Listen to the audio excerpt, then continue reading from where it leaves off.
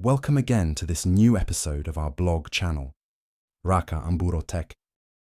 We will be starting a new series that we will call the Centurion series, which by the way will be tightly related to the Alarm series.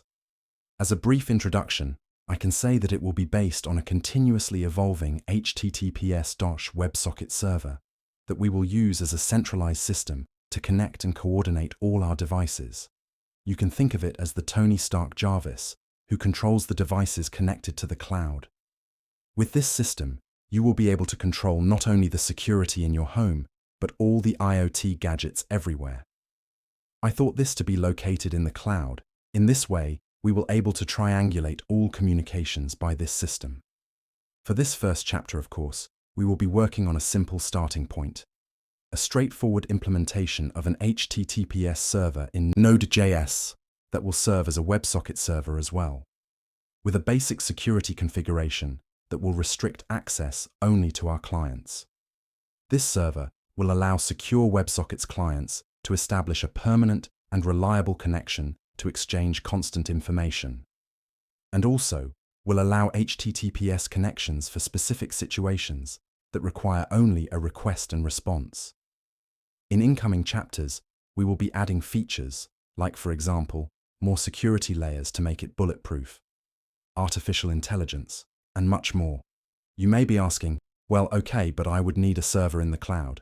Yes, but nowadays you can have that at a very affordable price. I'm talking about, let's say, a Linux system with the basics. We would not need that much computational power at first. For now, we totally can work locally to learn and understand the basics. Just for now, we will be working with Node.js and its libraries, so we will be needing a computer with Node.js installed, and our brains, of course. As you can see in the diagram, on the left we have the server in the cloud that for now could be perfectly hosted on a local machine. On the right, you will find all the possible clients that we can have and how they can interact with the server, and how we will be able to triangulate connections, let's say, from our phones to all the devices in our homes or offices. You can check out the code from the Git repository. As mentioned earlier, we will apply many security layers. The first barrier for possible attackers will be our well-known HTTPS protocol. To do that, we will have to provide certain files containing keys and certificates to the HTTPS Node.js server configuration. Those will encrypt the content of the communications established to the server, and we will add a key that the client will have to present to be able to establish the connection. Since this will not be a public service and only will be used by us, we will create self-signed certificates, which have no cost at all. I will not dive deep into the specifics of these certificates, since the subject is kind of complex and I want to keep things straightforward. I have created a simple list of commands to create the required certificates with the use of the OpenSSL tool. You will find this information in Certificates Documentation, TXT. The important thing here to keep in mind is that you will need to run these commands each time you want to renew the certificates, which can be done depending on the criteria of each one. As you will see, it's fairly easy to do it. Moreover, we will be automating its creation in future episodes, so basically, you can renew the certificates once a day if you want. Or for the paranoid ones, can be done each hour. But I would say it doesn't make sense. You will find in the documentation how to install SSL tool in Windows as well. In many Unix systems is installed by default. Centurion is located in the file called main.js. If you open the file, you will find the libraries we will use. Of course, libs like HTTPS, WS, FS and Express are self-explained, and we have used them before. We will add a new one, WS rate limit, which restricts the message events and is part of this first security layer.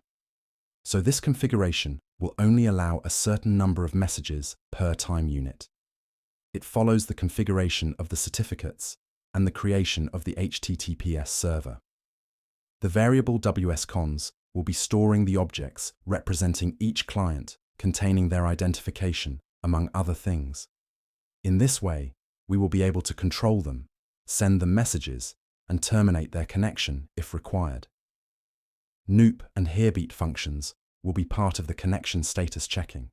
We revisit them in a few lines. Then the WebSocket configuration, mounted over the HTTPS server, and of course, its security behavior. Notice that you will see many lines commented on. We will use those lines in the future. I leave them there for practical reasons. The function resp observer will be handling timeouts in case some internal applications do not respond. We will discuss this in the future. Then we will set the behavior of several events on the connection, like pong, message, limited, close, and error. Take notice that for this simple implementation, the event message will be logging the incoming message and sending a message back. We will use this for testing purposes. The limited event will be handling the clients that reach their limit of messages sent. For now, we will log information about the request. Close and error will be logging details as well.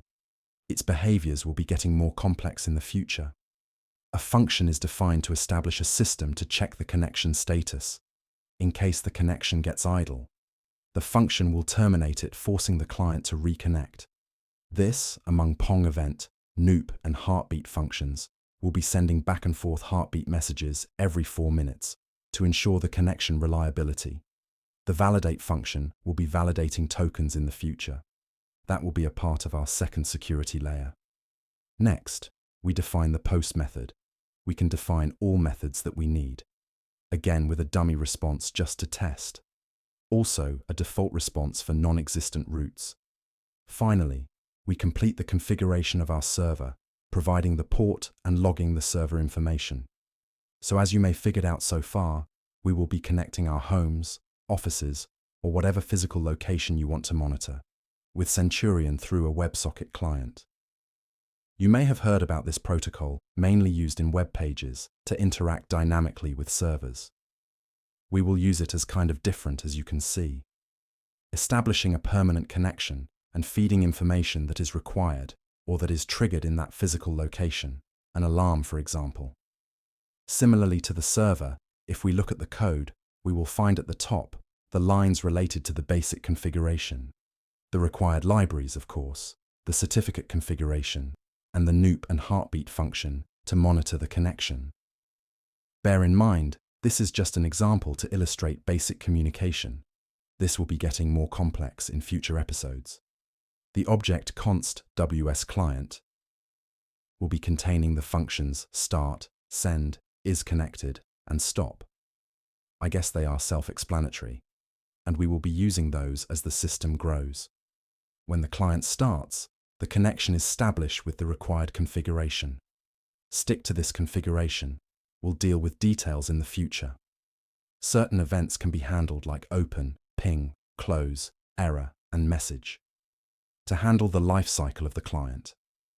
For now, we have the basics and logging, just to understand what is happening. As this file is executed with Node, the client will establish the connection and send each 4 hours. That will give us a total of 6 messages per day, I would say a fair amount that will be required normally. This type of communication will be used in cases in which it doesn't make sense to have a permanent connection.